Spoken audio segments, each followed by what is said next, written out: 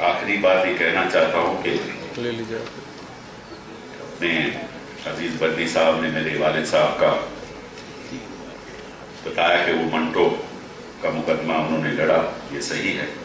लेकिन एक बात और भी बता दूं, उन्होंने इस्मत चुगताई का भी मुकदमा लड़ा।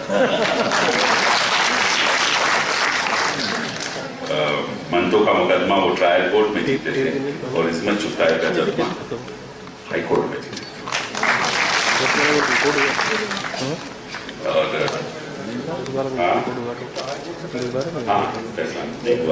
इनफैक्ट ट्रायल कोर्ट से कन्विक्शन हो गई, बस हटा मंटो साहब बहाल हो गए, बरी हो गए, चुगताई साहब की कन्विक्शन हो गई, मुकदमा हाई कोर्ट में गया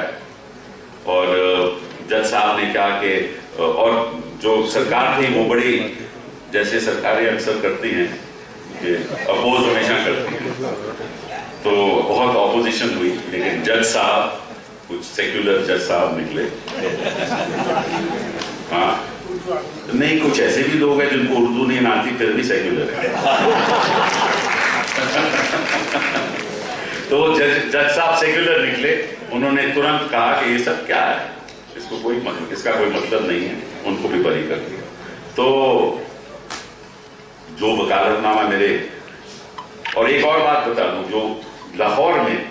अगर मुस्लिम कम्युनिटी का कोई वकील था जो हर मुकदमा मुस्लिम कम्युनिटी लड़ता था, वो मेरे वालिद थे। तो हमने भी अपनी छोटी उम्र में जब हम वकालत करते थे, ये मुहिम हम आगे लेकर चले, तो शायद ही ऐसा मुकदमा होगा सुप्रीम कोर्ट, जब तक मैंने वकालत नहीं छोड़ी, वो 2004 में छोड़ दी, शायद ही कोई ऐसा मुकदमा होगा मुस्लिम कम्युनिटी का जो मैंने नहीं लड़ा। और कुछ मुकदमों के जो नीरज की भी बात हुई, वो भी मैंने लड़ा,